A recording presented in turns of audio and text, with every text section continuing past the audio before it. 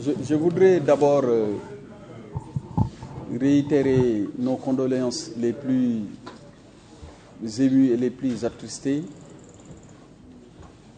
à l'endroit des populations de Kédougou de façon générale et à celles ou à celui plus exactement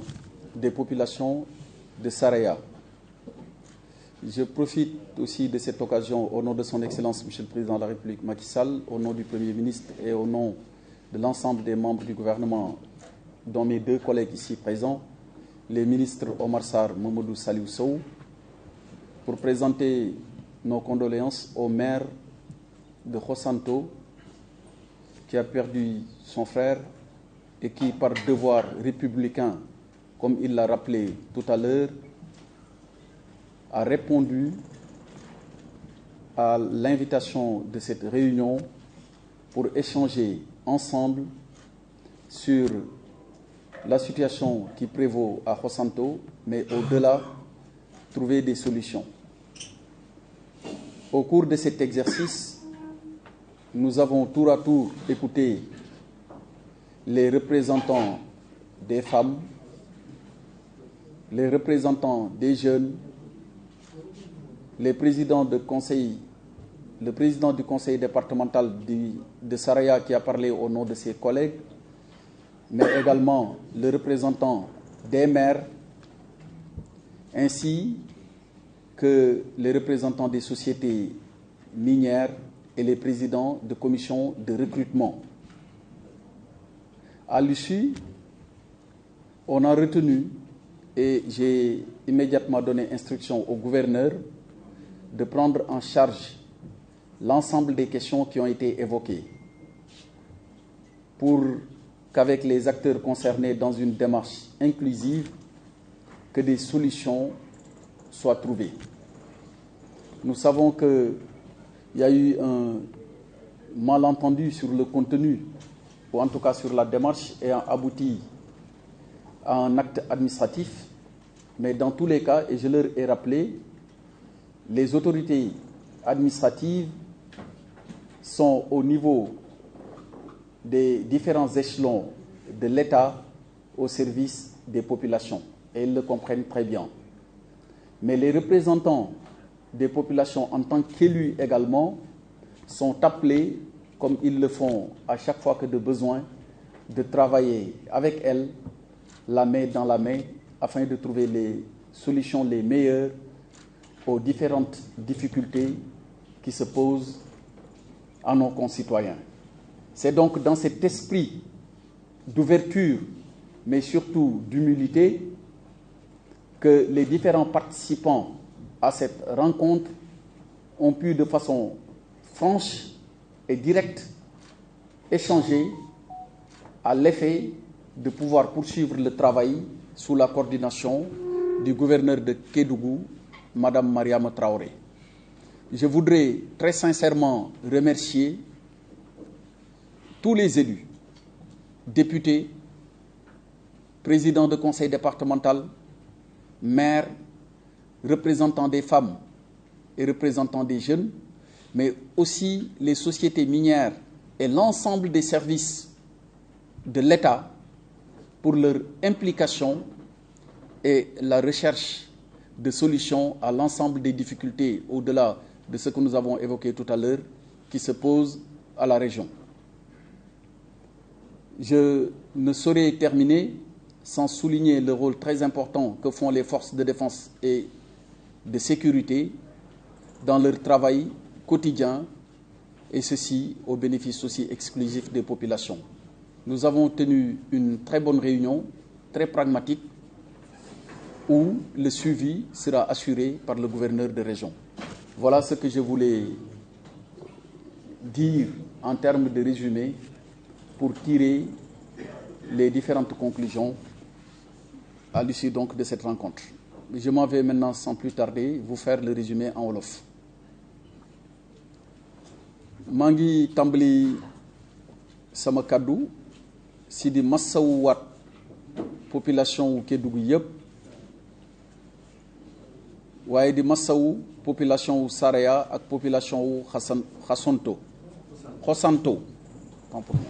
population wu Xosanto yi di leen wax ni ma ko waxee sànq rek ci njëlbeen Sénégal benn bopp la kenn mënu ko xar ñaar lu dal ci kenn ci ñëpp la dal ñuy gën a massawu nag meeru Xosanto mi teew ci jataay bi waaye teew na ci jataay bi ndax dafa représenter population wu Xosanto yépp waaye teew na ci jotaay bi ndax aussi magam dafa génn àdduna ci xew-xew yi amoon fii démb ñu koy massawu bu baax a baax ci loolu waaye di rafetlu xel ak xol bi mu waxee ndax ku ne xam na ñàkk ku la jege lu tiis la lu metti la te lu mën a jaxase doomu aadama la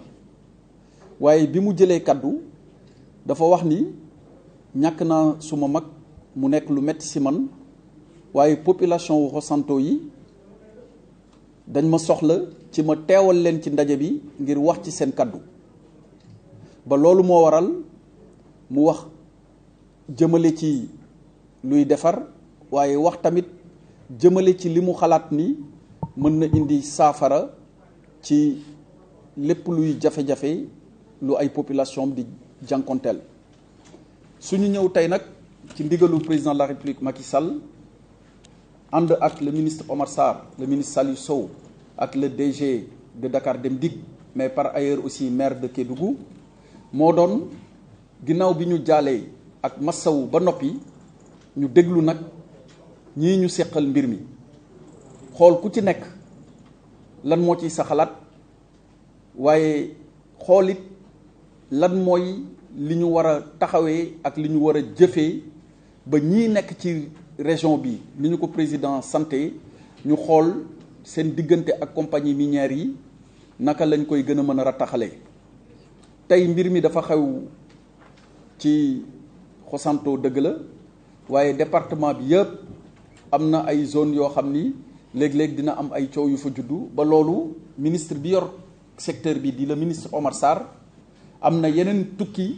ak yeneen liggéey yoo xam ni dina ñëwaat def ko fi tey li gënoon jàmp mooy ñëw jaale massawu xool nu ñuy dépasser situation bi mais am na beneen liggéey boo xam ni ministre Omar Sarr moom moo koy ñëw def pour région Kédougou bi yëpp du yem ci département rek Saraya mais dina xool tamit département Kédougou bi ak Salémata yëpp li fa am ci li ñu war a waxtaanee waaye li ñu war a saytu ngir indil ko ay solution di remercier bu baax honorable député Madi Danfakha di remercier président de commission yi di remercier maire yëpp yi jël kaddu ak yi ko jëlul di remercier représentant des jeunes mais di remercier aussi représentante des femmes madame Mariama Sidibé mi wax ci turu département wu Saraya yëpp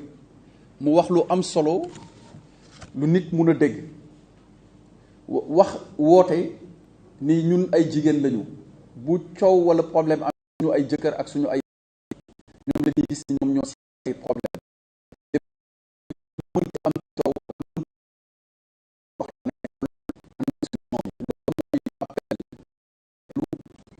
l'honorable bu Mariama Sidibé yëkkati turu jigéenu département waaye mënuma daaneel sama kaddu lu dul ni damay avant ñu dem hôpital pour xool blessé yi le maire de Xosanto mi nga xam ni teew fii nekk ak ñun malgré mbiri ak tiis bi nga xam ni ci kawam te dal na ci famiyam dal na ci état Sénégal dal na ci biir réew si leen boote ñëpp wala nga am gaañu